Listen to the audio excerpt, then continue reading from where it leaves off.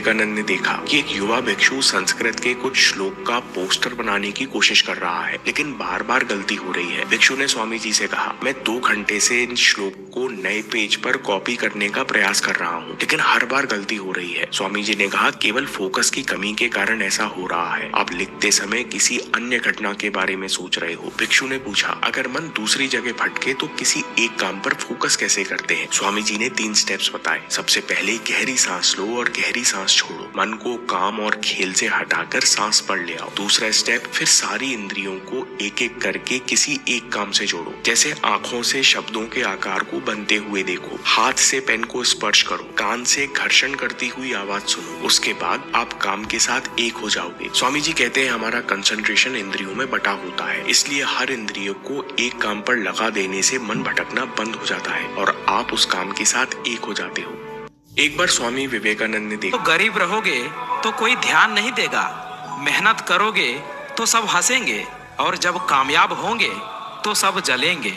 इसलिए यदि कोई तुम्हें रिजेक्ट करता है तो दुखी मत होना, क्योंकि लोग अक्सर महंगी चीजों को रिजेक्ट कर देते हैं और सस्ती चीजों को पसंद करते हैं। सब्र कर मेरे दोस्त, आज हंसने वाले कल तालियां भी बजाएंगे।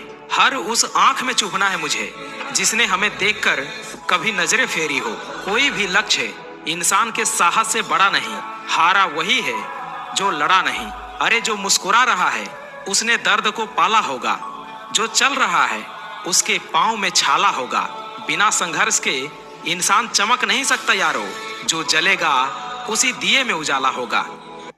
देखो गरीब रहोगे तो कोई ध्यान नहीं देगा। स्वामी विवेकानंद से कहा, मैंने बहुत कोशिश की लेकिन मुझे पढ़ाई में सफलता नहीं मिलती। स्वामी जी ने लड़के को मिट्टी का घड़ा देकर कहा, पहले इसमें पानी भर कर लाओ। लड़के ने कुएं से पानी खींचकर मटके में भरा, लेकिन ये क्या, मटके में कई महीन छेद थे जिनसे थोड़ा थोड़ा पानी रिसने लगा। लड़के ने सोचा, महीन छेद है, ज्यादा पानी नहीं बहेगा। लड़का भागकर स्वामी जी के पास आया, लेकिन तब तक लड़का खुद भीग चुका था और मटके में पानी नाम मात्र को बचा था। स्वामी जी लड़के को देखकर मुस्कुराए और कहा, तुम्हारे साथ भी यही हो रहा है। तुम्हारे मन में विभिन्न इंटरेस्ट के छेद हैं। तुम पढ़ने बैठते हो लेकिन विभिन्न चीजों के विचार चलते हैं। तुम दिन में कई चीजों के बारे में बार बार सोच रहे हो, जिससे तुम्हारी मानसिक ऊर्जा व्यर्थ हो रही है। हर नॉलेज का, हर सफलता का मूल तत्व है ध्यान। इसलिए छोटा से छोटा काम भी ध्यान लगाकर करो। धीरे धीरे मन का स्वभाव बदल जाएगा और तुम्हें सफलता जरूर मिलेगी।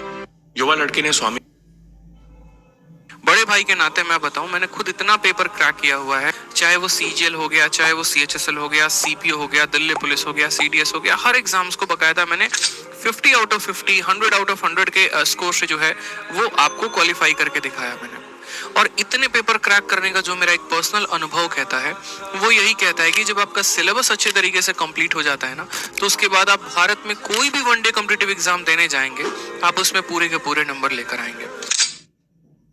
बड़े भाई के नाते मैं बताऊं, मैंने खुद इतना पेपर